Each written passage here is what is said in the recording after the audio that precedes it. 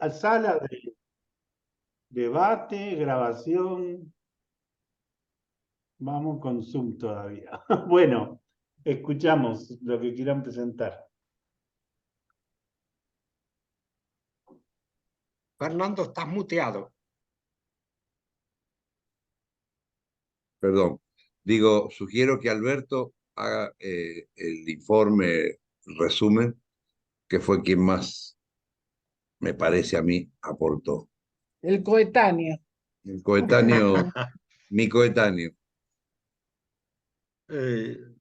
La experiencia que contó Fernando fue la experiencia del Mendozazo en abril del 72, a principios de abril, que a mí me recordó la Marcha del Hambre en Buenos Aires el 28 de abril. Lo interesante era cómo aún la burocracia sindical se sintió presionada y obligada ante un aumento desmedido de la corriente eléctrica. La luz aumentó 300%.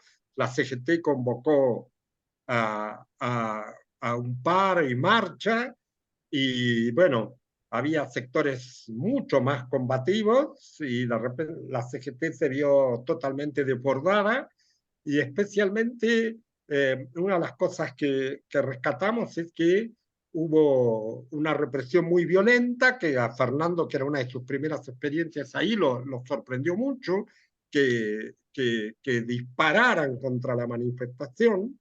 La represión fue muy violenta, pero la reacción de la gente, hubo muchos presos, entre ellos Fernando, no me acuerdo, 1.700, algo por el estilo, una cantidad muy alta de presos, pero que la gente no reaccionó, digamos, reaccionó con combatividad. Incendiaron un coche policial, etcétera. O sea, la sensación era, a tu violencia la enfrento con mi violencia. Y que eso era algo novedoso en ambos sentidos. En Mendoza era novedoso una violencia tan grande de la represión sobre la gente también. La otra cosa que mencionamos era el espíritu combativo de una parte grande del peronismo, el espíritu, la capacidad también combativa que tenían los comunistas, otros sectores de izquierda, el Partido Socialista en Mendoza, y cómo todos ellos confluían.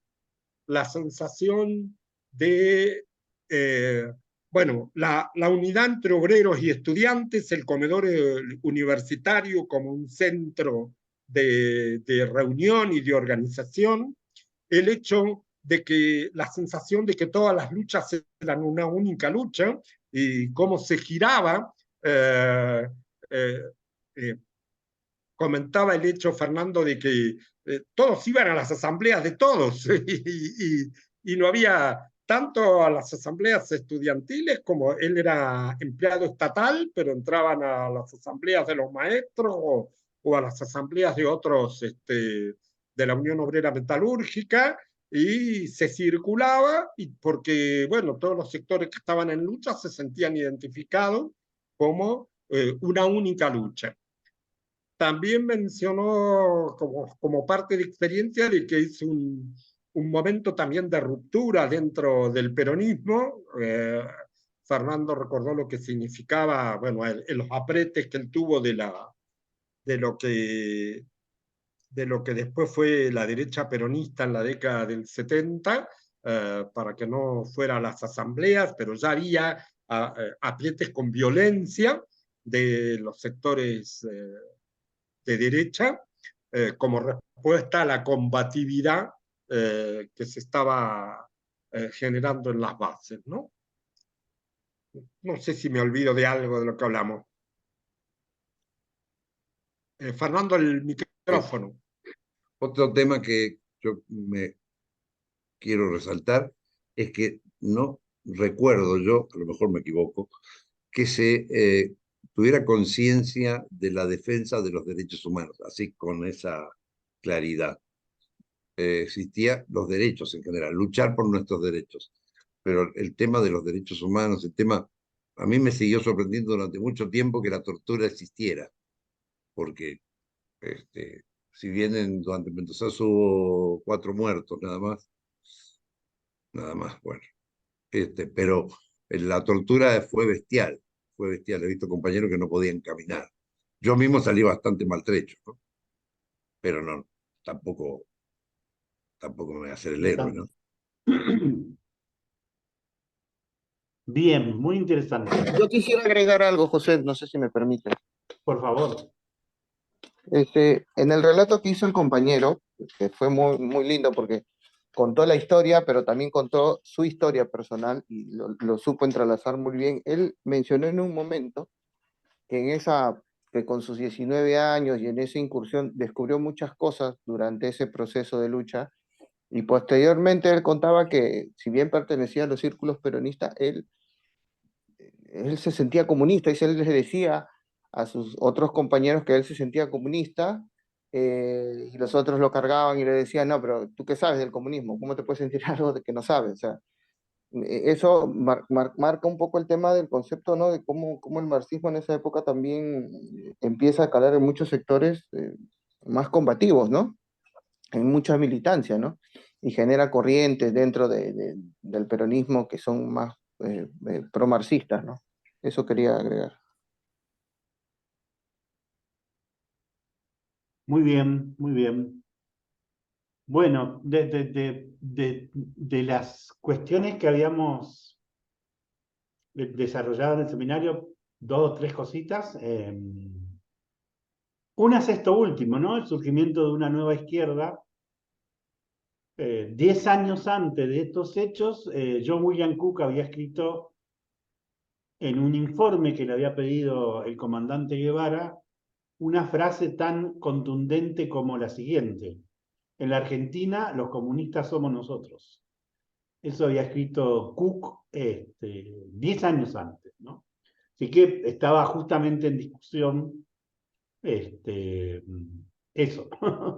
¿Quién eran los comunistas en el sentido de vanguardia de una lucha revolucionaria, ¿no? Así que la anécdota lo confirma.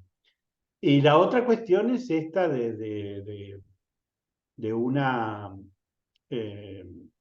de un proceso, o sea, de una línea fundamental de recomposición, de unidad de acción de todos los sectores del movimiento obrero y de una línea secundaria o menos fundamental de la división de las corrientes sindicales peronistas en más combativas y más dialoguistas, ¿no?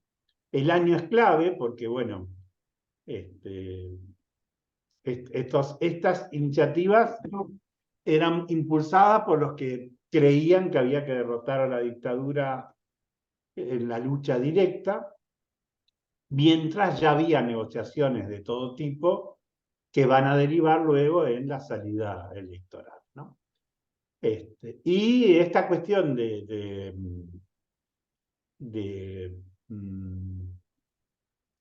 la lucha por los derechos humanos no era considerada como tal, sino que estaba la lucha por la defensa de los presos políticos.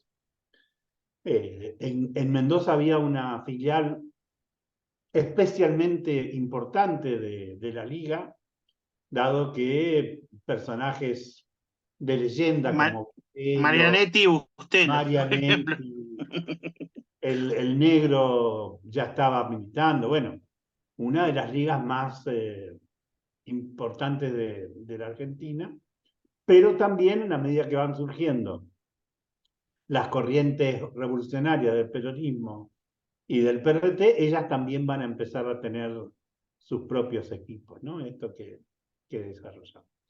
Bien, ¿escuchamos a los otros compañeros? ¿O alguien más quiere hacer un comentario sobre el testimonio de Fernando y el comentario de Alberto? Alberto. Nos olvidamos de mencionar una cosa. Creo que nos olvidamos. Lo importante que tenía la fluidez de la relación obreros y estudiantes, ¿no? El término obrero, más que trabajadores, y cómo mucho funcionaba en los comedores universitarios y cómo había una fluidez también muy grande de movimiento de participación en asambleas mutuas, etcétera, de obreros y estudiantes, ¿no? El papel de las federaciones estudiantiles, Sí. etcétera. Sí, Y el sí. protagonismo de los maestros también, que fue Ujú. muy importante. Siempre se relaciona directamente Mendozazo con la lucha de los maestros. Ujú. Sí, sí, que van dejando de ser... en La Rioja yo encontré una bandera que decía, el magisterio es un apostolado. Esa era la bandera del sindicato previo a la proletarización de los trabajadores de la educación, ¿no? Pero bueno, yo creo, no sé si les conté que en el primer formato organizativo de Perón, se crea se gana la CGT para peronismo y se crea la CGP, la Confederación General de Profesionales, que no tuvo demasiada importancia histórica, pero los maestros van a parar a la CGP, no a la CGT. Van a ir a la CGT, bueno, muchísimos años después que se crea CETERA. Incluso En el cuando se crea 73. CETERA, no van a la CGT inmediatamente porque es una pelea para ganar, ¿no? Pero la otra cuestión muy importante para pensar desde la actualidad es la desaparición de un sujeto político en los últimos años, que es el estudiantado. El estudiantado prácticamente ha dejado de existir como un sujeto político, ¿no? Pero lo veremos en el último encuentro en la Argentina de estos días. En esa transformación conceptual de profetas, o no, ¿cómo es que le llamaban? De Apóstoles. apóstoles. Apostolado, Trabajadores, como monjas, como... sí, sí, a trabajadores de la educación, lo lideró no solo en Mendoza, Garcetti. Garcetti fue un gran dirigente que es uno de los fundadores de la CETERA luego. Y cuando se forma la CETERA estaba la discusión esta porque no querían, muchos no se reconocían como trabajadores. Fue una pelea grande poner CETERAS, Confederación Sí. Trabajadores de la Educación de la República Argentina. Muchos no querían porque los identificaba con el peronismo. También eso. Hay un personaje en esos años, que es el más importante ideológicamente, que es Arancibia, ¿no? Tauro Arancibia. Y Francisco Isauro Arancibia, una especie de tosco tucumano maestro, digo, ¿no? En el sentido que era más peronizado que tosco, pero no orgánico de peronismo, sino más bien un hombre de una fuerte personalidad independiente. Bueno, muy interesante. Bien, vamos Una con sola el cosa, otro o sea que, grupo.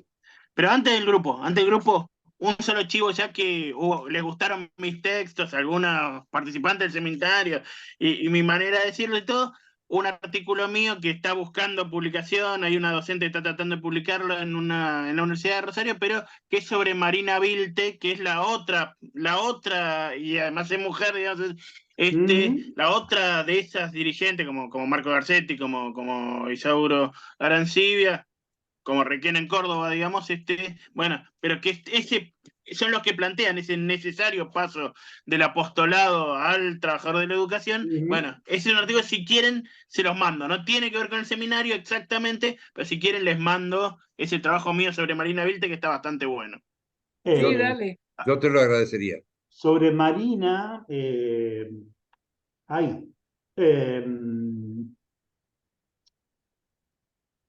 hace unos años falleció un artista plástico muy importante que trabajó mucho para las madres y que fue quien elaboró el retrato del negrito Avellaneda. No me puedo acordar. Terribili. ¿Cómo? Carlos Terribili. Carlos Terribili. Entonces,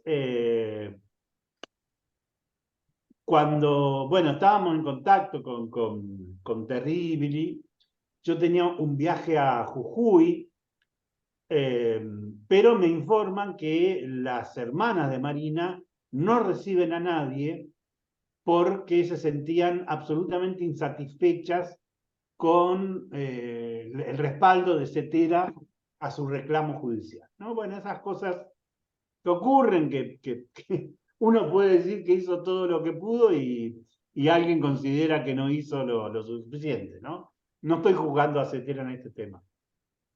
Pero entonces Terribili me cuenta lo siguiente, y bueno, él era amigo personal de Marina, no sé si más que amigo o solo amigo, y entonces cuando la secuestran a Marina Vilte se viene a Buenos Aires y él se va a la Liga a hacer la denuncia por Marina Vilte. Y entonces la primera denuncia por el secuestro de Marina la hace la Liga Nacional bajo la dictadura. Y entonces con ese patrocinio, bueno, con el patrocinio de Carlos, yo fui a Purmamarca, que es donde vive la hermana. Bueno, me recibieron y bueno, ahí. Carlos es Carlos Zamorano. No, Terribili. No, Ah, no. perdón. El artista plástico, cuya hija es directora de cine, es una muchacha fantástica, e hizo una película sobre Citarrosa. Y bueno, también ahí la ayudé mucho porque una compañera nuestra de la Coordinadora Americana por los Derechos del Pueblo, bueno, ya está muy grande, Lile Caruso, había militado en la misma célula del Partido Comunista que Citarrosa, con lo cual le presentó los militantes clandestinos del PCU con Citarrosa. Bueno, una cosa muy interesante, bueno, esta mezcla, ¿no? Esta mezcla, no, a veces hay una idea de que había compartimentos estancos entre la militancia, cosa que no es así, ¿no? Para nada. Y en todo caso, las diferencias fueron madurando para después, pero en ese momento hay un alto nivel de unidad de acción y como decía hace un ratito Alberto sobre Fernando, la gente iba de una asamblea a otra, compartía, convivía, ¿no? Así que, bien, vamos al otro grupo. Sí, nosotros va a Rogelio contar y van a terciar un poco las compañeras. Sí, va a ser un poco distinto, pero. Dale, Rogelio. Bueno, compañero, miren, acá en San Juan hubo una cantidad importante de luchas. Yo mencioné varias desde fines de los 60 hasta la dictadura, pero hice hincapié en una, que fue en el año 72. Había en la Facultad de Ingeniería un profesor de física que era oriundo de Mendoza, de apellido Mayol, que de 600 alumnos que rendían física 1, aprobaba 3. Y les arruinaba la carrera porque esa física 1 era correlativa hasta el fin de la carrera. Entonces se llevó a una situación donde se planteó que había que expulsarlo de la universidad. Y ahí se armaron grandes discusiones. Algún sector planteaba que había que echarlo porque era mendocino, por la estupidez esa de sanjuanino y mendocino, tucumano y santiagueño, cosas que inventan las clases dominantes. Otros planteaban que había que sacar a la avenida San Martín, que es donde está la universidad, o estaba en ese momento, estábamos todos en el mismo solar, ahora hay en distintos lugares. Bueno, que había que sacar la biblioteca y el laboratorio de física a la calle y prenderle fuego. Una especie de ludismo, digamos. Y otros planteábamos que la discusión era qué tipo de universidad, qué tipo de enseñanza y qué tipo de docente. Bueno, hubo muchísimos debates, asambleas y demás, y mucha movilización. Y al final se logró que el consejo académico, consejo de ancianos, como le decíamos en el centro de estudiantes, lo expulsara de la universidad.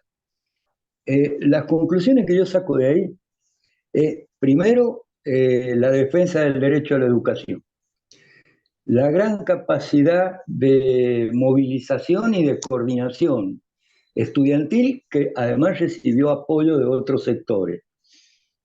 y el hecho de que no negociamos nada.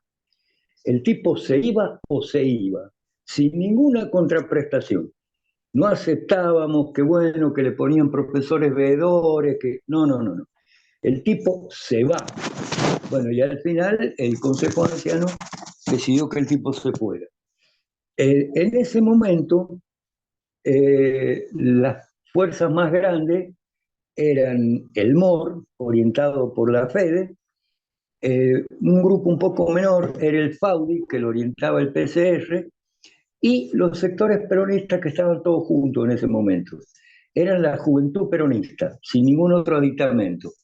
Después se divide el sector de encuadramiento, que lo dirigía José Luis Gioja, que todavía estuvo en política, el sector de la JUP, de las JP regionales, y el sector del peronismo de base.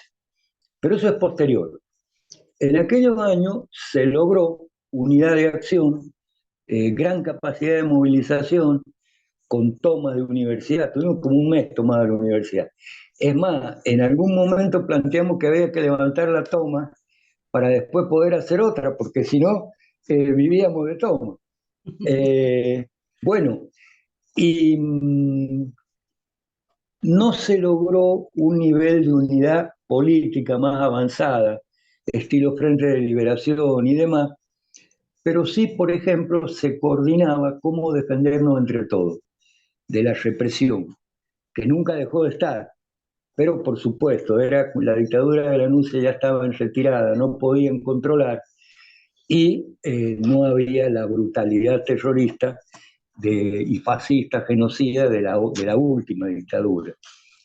Había represión, por ejemplo, en una de las huelgas de hambre entró la federal a la universidad y se lo llevó a los compañeros con colchón y todo, alzado, se lo llevaron presos.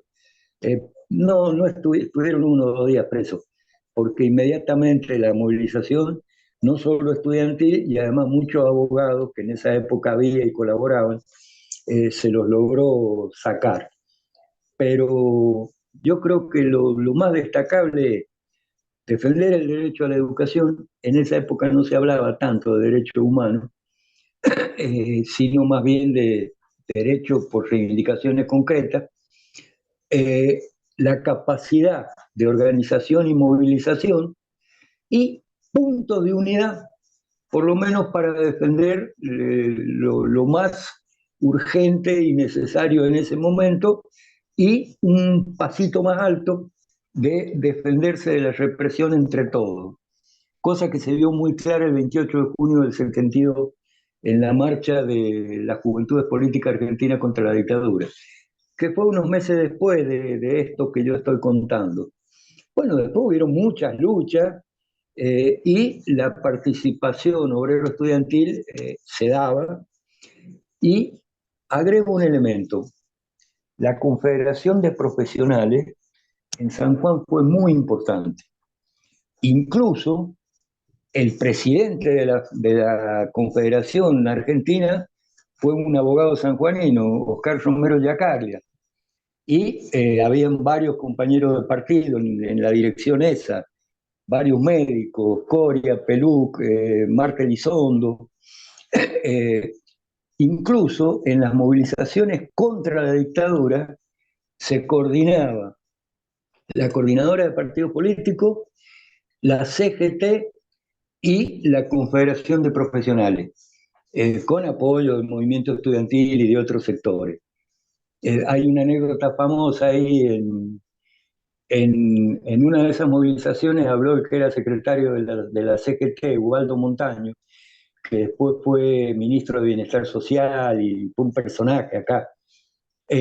Ubaldo Montaño dijo: bueno, los compañeros del campo dicen que están haciendo agua. La verdad es que nosotros estamos haciendo glu glu, dijo Montaño, ¿no?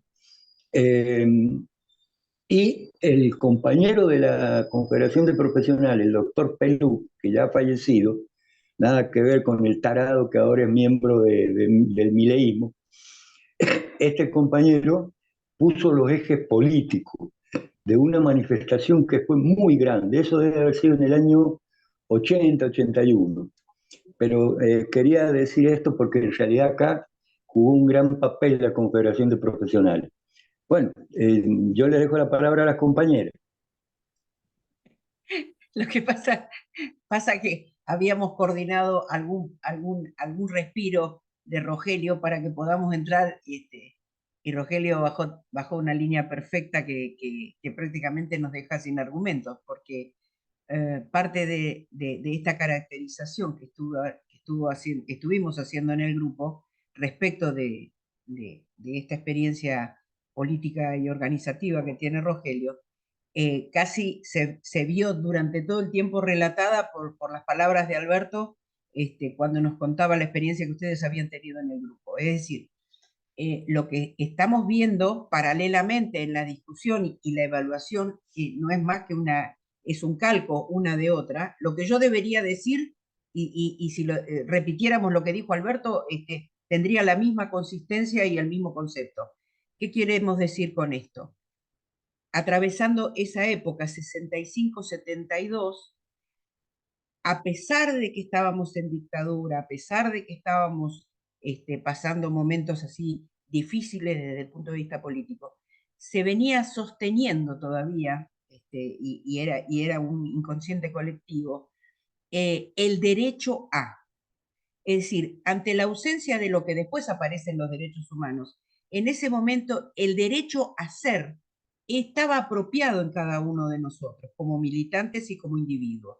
Entonces, Rogelio por ahí no necesitaba una manifestación externa de los derechos humanos, porque él tenía internalizado su derecho a estudiar, su derecho a militar, su derecho a ser, su derecho a pelear, su derecho a discutir, y en ese derecho a organizarse se encontró la respuesta a lo que se estaba buscando.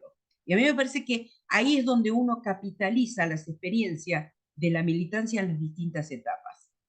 Cuando aparece la necesidad del derecho humano o la presencia de los organismos, tal como nosotros lo conocemos, tiene una consistencia inmediatamente continua a esa instalación del terror, donde nos deja a nosotros debilitados y desnudos frente al poder del Estado represor. Y ahí entonces es indispensable que aparezca el concepto de derecho humano como defensa. Pero un tiempo antes, tal como lo hablaba acá el compañero de Marta, pero no lo tengo ahí identificado con nombre, y como le pasó a Rogelio y a tantos otros compañeros de esa generación que nos antecede, es que el derecho en la pelea constante, continua, tenía mucho más fuerza organizativa que la que tuvo después. Yo a partir del relato, lo que entiendo es que había una consistencia en el discurso y en la acción política que tuvo mucho más fuerza y que, por supuesto, fue la que le dio el piso para que después pasara lo que siguió pasando en el 72 en adelante. Pero insisto con esto, me parece que para la generación inmediatamente siguiente, ese ejemplo tuvo que ver con la fortaleza de la convicción en cuanto al ejercicio de los derechos. Y me parece que ese es el análisis que podríamos tener. ¿Qué pasa hasta el 70-72 y qué pasa después cuando se instala un terrorismo externo a nuestros cuerpos que hace, bueno, lo que después sucede, ¿no? Y que nos debilita y que generacionalmente hace una militancia mucho más débil aún, que es la que aparece después del 83. ¿No? Una organización política de juventudes, por ejemplo, no es la misma el encuentro de juventudes políticas del que habla Rogelio el 72 que la que después se deliberó en el 75-76 con el no al indulto y toda la... O sea, digo, había una cosa mucho más débil y había una cosa que estaba, y ahí aparece, me parece, y con esto cierro, me parece que la fortaleza de las 4 columnas que sostuvieron eso fue abuelas por un lado, con una fortaleza que no tenía límites, madres, o primero madres y después abuelas, organismos en general y una justicia presente que estaba representada por infinidad de abogados y de jueces comprometidos con la democracia. Pero bueno, creo que hasta ahí ya nos fuimos a la otra década. Hasta ahí. Bien, ¿alguien más? Bien, entonces, yo creo que hay una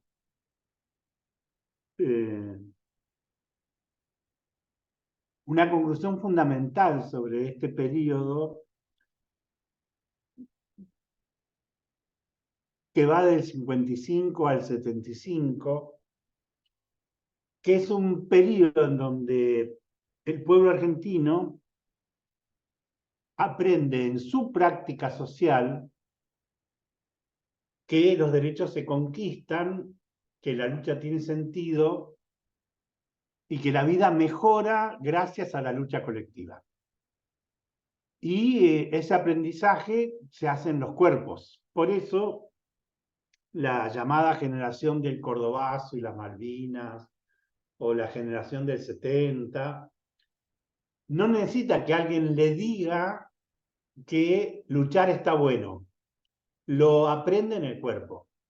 Y por eso, y hasta aquí llegamos, vamos a ver en los encuentros, creo que en el encuentro siguiente, cómo por encima de todos los objetivos, el golpe de Estado y el terrorismo de Estado y la AAA y los grupos de tarea van a procurar implantar un modelo de país, que es el modelo del capitalismo financiarizado neoliberal, el consenso de Washington, van a exterminar una generación de militantes, pero sobre todo lo que van a hacer es practicar una contrarrevolución preventiva, ¿no? Una contrarrevolución